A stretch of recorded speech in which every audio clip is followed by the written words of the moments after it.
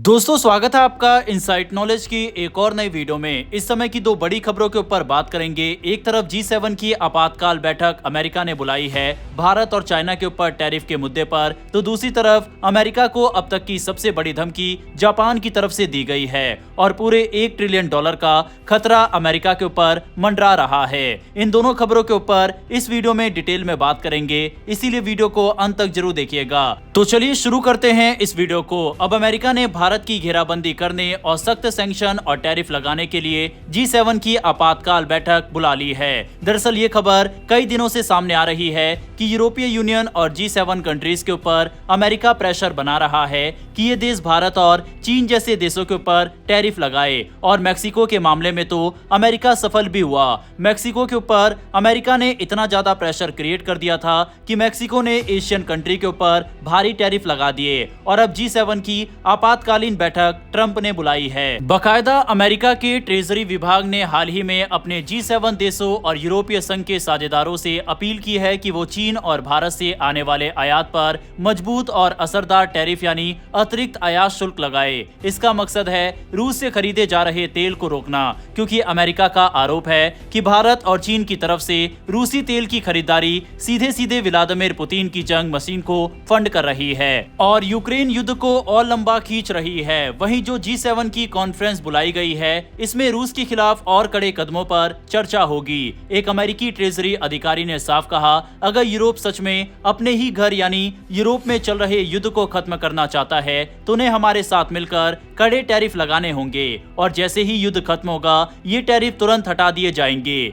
इसके अलावा अमेरिकी ट्रेजरी सेक्रेटरी स्कॉट बेसेंट शुक्रवार को स्पेन की राजधानी मैड्रिड जा रहे हैं, जहां उनकी मुलाकात चीन के वाइस प्रीमियर से होगी। इस बैठक में कई अहम मुद्दों पर चर्चा होगी, जैसे कि अमेरिका की ये शर्त की टिकटॉक को अपनी अमेरिकी यूनिट किसी अमेरिकी कंपनी को बेचनी होगी और साथ ही मनी लॉन्ड्रिंग रोकथाम पर भी बात होगी। इसी बीच राष्ट्रपति ट्रंप ने भी मीडिया से बातचीत में रूस पर अपनी नाराजगी जताई। उन्होंने साफ कहा कि वो पुतिन के रवैये से निराश हैं, क्योंकि अब तक युद्ध खत्म करने की दिशा में कोई कदम नहीं उठाया गया। ट्रंप ने संकेत दिए कि अगर हालात ऐसे ही रहे तो अमेरिका रूस पर और भी कड़े कदम उठा सकता है। इनमें शामिल होंगे रूसी बैंकों पर और सख्त पाबंदियां, तेल सेक्टर पर नई रोक और अतिरिक्त टैरिफ। ट्रंप ने कहा, हमें बहुत सख्त होना पड़ेगा। यहाँ एक बात और साफ हो रही है, अमेरिका चाहता है कि रूस पर दबाव डालने की लड़ाई अकेले वो ना लड़े, बल्कि G7 और यूरोपीय देश भी उसके साथ कदम से कदम मिलाए। यही कारण है कि अमेरिकी ट्रेजरी बार बार कह रही है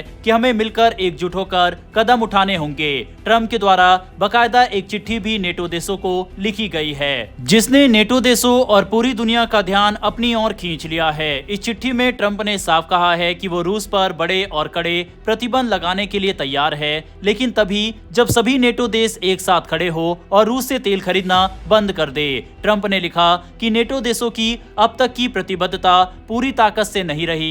कुछ देश अभी भी रूस से तेल खरीद रहे हैं, जो उनकी नजर में बहुत चौंकाने वाली बात है। उनका कहना है कि ऐसा करने से नेटो की रूस के सामने मोलभाव करने की ताकत कमजोर पड़ जाती है। ट्रंप ने नेटो को एक तरह से चुनौती देते हुए कहा, मैं तैयार हूं जब आप तैयार हो, बस मुझे बता दीजिए कि कब शुरू करना है। यानी अमेरिका तभी आगे बढ़ेगा जब बाकी नेटो देश भी उसी दिशा में कदम उठाएंगे। वहीं अब तक रूस से तेल खरीदने को लेकर अमेरिका ने भारत के ऊपर तो हमला किया था, लेकिन चीन को छोड़ दिया था। लेकिन अब ट्रंप ने चीन को लेकर भी बड़ा सुझाव दिया है। उन्होंने कहा कि नेटो देशों को मिलकर चीन पर भी 50% से 100% तक टैरिफ यानी भारी शुल्क लगाना चाहिए। उनका मानना है कि रूस पर चीन का बहुत गहरा असर है और अगर चीन पर यह सख्त टैक्स लगाए जाए तो रूस की ताकत भी कमजोर हो जाएगी और जैसे ही युद्ध खत्म होगा ये टैक्स वापस ले लिए जाएंगे।